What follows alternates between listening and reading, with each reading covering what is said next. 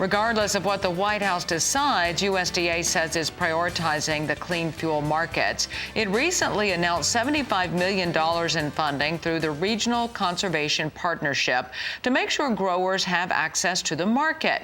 CEO of the American Coalition for Ethanol, Jennings, joins us now with more. Thank you so much for being with us, Brian. Now, your group is leading one of these projects. Give us some background on your initiative and its main objective. Well, thank you, Tammy.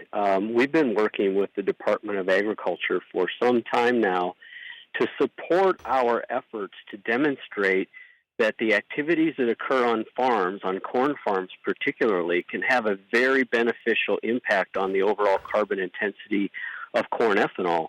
And this project will help us demonstrate that by providing $7.5 million. Most of that will go directly to farmers for climate-smart practices like reduced tillage or nutrient management.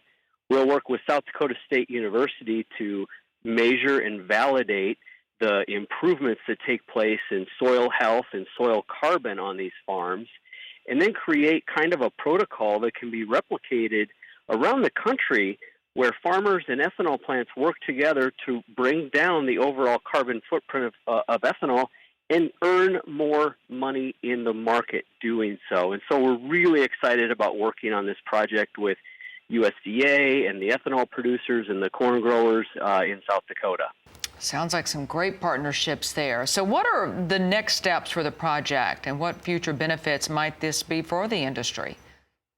Well, we will begin negotiating a final agreement on just how that $7.5 million will be spent, over what period of time it will be spent. We'll be partnering with the South Dakota corn growers to do outreach to the farmers that supply corn to that ethanol plant in South Dakota. Its name is Dakota Ethanol, and engaging in South Dakota State University to get ready to do some of the measurements and protocols. It's going to be a lot of work, but I think it will pay big dividends if we can show that this can be done, and it's not theoretical anymore, a real practical application of how value can go all the way back to farmers for producing low-carbon biofuels.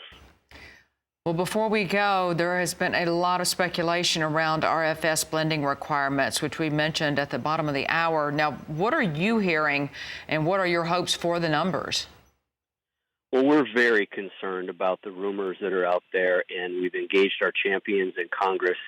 It's hair-pulling, Tammy, that we have to go down this road yet again with another administration regarding potential mismanagement of the Renewable Fuel Standard program. We simply need the law to be followed, and that means the administration needs to hold refiners' feet to the fire when it comes to blending renewable fuels.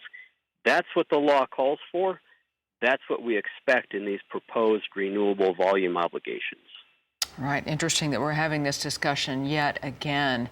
And so hopefully we will get that finalized here very soon. That's American Coalition for Ethanol CEO Brian Jennings.